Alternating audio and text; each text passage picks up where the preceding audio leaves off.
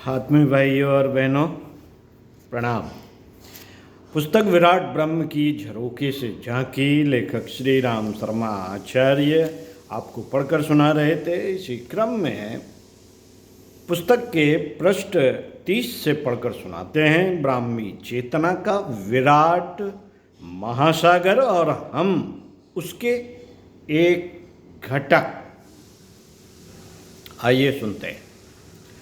दृश्य और अदृश्य, ज्ञात और अविज्ञात संसार की अनेक विशेषताएं इस सृष्टि के ईश्वर की नियामक सत्ता के अधीन होना ही प्रमाणित नहीं करती, वरन यह भी सिद्ध करती हैं कि समग्र ब्रह्मांड एक सूत्र में आबद्ध है। ब्रह्मांड परिवार के सदस्य एक दूसरे से प्रभाव ग्रहण करते हैं और इस आधार पर अपनी गतिविधियों को निर्धारित करने के लिए बाध्य होते हैं। प्रकृति की अनेक शक्तियां हमें प्रभावित करती हैं। कई बार तो उनका उपयोगी अनुपयोगी प्रभाव दबाव अत्यधिक होता है। तो भी मानवीय चेतना की विशेषता यह है कि यह वह अनुपयोगी प्रभाव से अपने को बचाने को कोई ना कोई मार्ग ढूंढ निकालती है। उपयोगी प्रभावों से अधिक लाभान्वित होने का उपाय भी उसे मिल ही जाता है। गर्मी, सर्दी, आंधी, तूफान, अतिवृष्टि, अनावृष्टि आदि के उल्टे सीधे झंझावत अपने ढंग से चलते रहते हैं।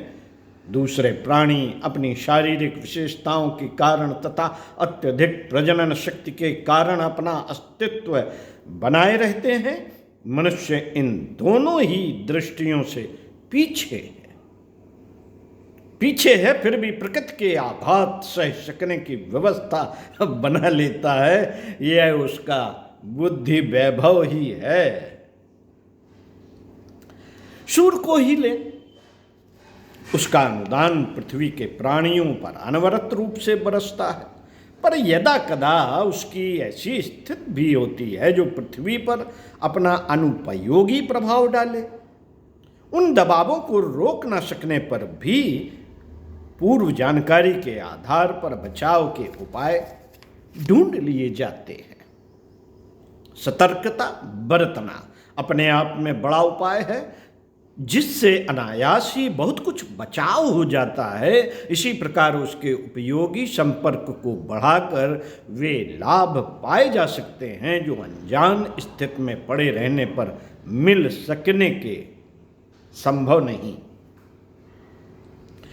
नहीं है। साधारणतया सूर्य आग का एक ऐसा गोला है जिसके किसी प्रभाव को रोकना अपने लिए कठिन ही हो सकता है।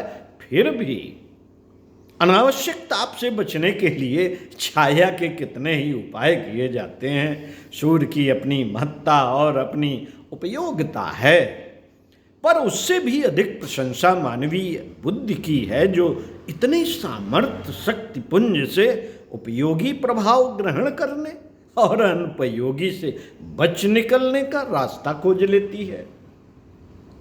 सूर्य को उदय होते देखकर ऋषि गाता है प्रायः प्रजानाम उदयति ऐस्य सूर्य।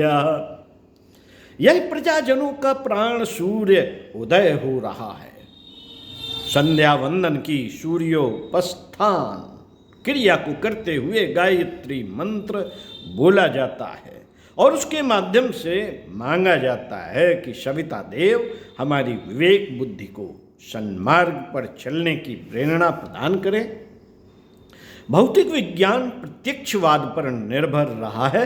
प्रत्यक्ष की उसकी परिभाषा अगले दिनों बहुत उथली और भौंथली थी, अब धीरे धीरे वह पैनी और गहरी होती जा रही है। पिछले दिनों भौतिक विज्ञानियों की दृष्टि में वह मात्र आग का गोला था। गर्मी रोशनी भर देता था। पदार्थ की दृष्टि से सूर्य की इतनी ही व्याख्या पर्याप्त प्रतीत हुई थी, पर अब बात आगे बढ़ गई। अब बात आगे बढ़ गई है और विचार अधिक गहराई तक होने लगा है। पिछले दिनों विज्ञान के लिए पदार्थ ही सब कुछ था। भावना और अध्यात्म के संबंध में उपेक्षा और उदासीनता थी। अधिक से अधिक शरीर के एक अवयव मस्तिष्क की हरकतों को मनःशास्त्र के नाम से एक स्थान दिया जा सका था। श्वास प्रवाह, रक्त संचार, स्नायु संचालन की तरह ही मस्तिष्क को भी सोचने वाला यंत्र मान लिया गया था और उसकी हलचलों को मन, बुद्धि, चित्त आदि की संज्ञा दे दी गई थी। जितना पदार्थ क्षेत्र में आता है उतना ही पर्याप्त माना गया। चेतना की गहराई को देखने समझने की दिशा में बहुत समय तक कोई कहने लायक दिलचस्पी नहीं ली गई। तदनुसार सूर्य का भी चेतना से कुछ संबंध हो सकता है, इस पर विचार नहीं किया गया। पर अब उस संदर्भ में गहराई तक जाने और गंभीर विचार करने की आवश्यकता अनुभव की जा रही है। सूर्य सूर्य सूर्य को अब जीवन का केंद्र माना जा रहा है।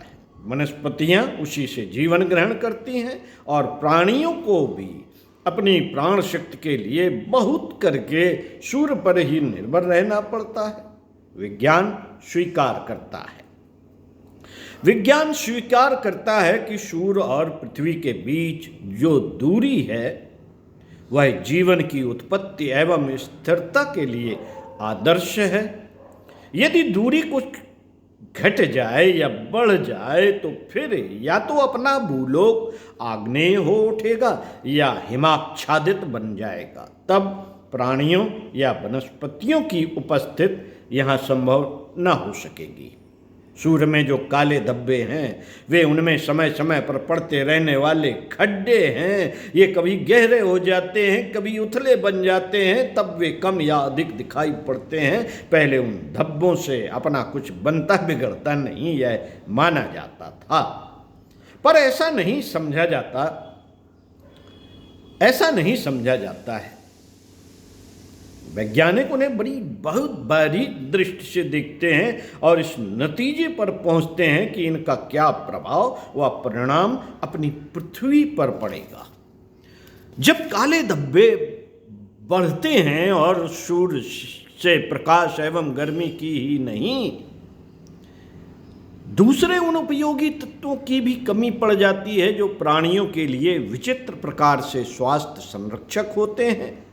जिस साल सूर्य के धब्बे बढ़ते हैं उस साल अनाज की, फलों की पैदावार कम होती है। पौधे अभीष्ट गति से नहीं पनपते, दाने पतले होते हैं और उनमें पोषक तत्व अपेक्षाकृत कम पाए जाते हैं। खाद और पानी का समुचित प्रबंध रहने पर भी इस कमी का कारण जब सूर्य के धब्बों में खोजा जाता है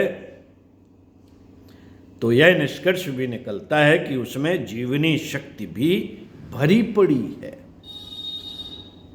जो पृथ्वी को तथा उस पर रहने वाले प्राणधारियों को मिलती है। इस प्रकार सूर्य मात्र गर्मी देने वाली अंगीठी और रोशनी देने वाली लैंप के स्तर का न रहकर प्राणवान व प्राणदाता भी बन जाता है। वैदिक ऋषि की वह आस्था भी सही मालूम पड़ती है जिसमें उसने उदीयमान सूर्य का अभिनंदन करते हुए उसे प्राण का उद्गम कहा था। बात बहुत आगे बढ़ गई है। सूर्य की स्थिति का प्राणियों के शरीरों और मन संस्थानों पर क्या प्रभाव पड़ता है यह एक अति महत्वपूर्ण शोध विषय बन गया है। जन्म काल को हिले, रात्रि और दिन में जन्म लेने वालों, गर्मियों और सर्दियों में जन्म लेने वालों की प्रकृति में अंतर पाया जाता है। जहाँ सूर्य की किरणें तिरछी पड़ती हैं उन शीत प्रधान और जहाँ सीधी पड़ती हैं उन उष्णांत प्रधान क्षेत्रों के लोगों की जीवनी शक्ति एवं प्रकृति में अंतर पाया जाता है। अपने ही देश के बंगाली, पंजाबी, मद्रासी, गुजराती यूँ सभी भाई हैं, पर उनकी शारीरिक मानसिक स्थिति में कितनी सूक्ष्म विशेषताएं पाई जाती हैं, इसका कारण उन क्षेत्रों के वातावरण को समझा जा सकता है। और वातावरण की विभिन्नता में पृथ्वी के विभिन्न स्थानों के साथ होने वाला सूर्य संयोग ही मुख्य आधार है।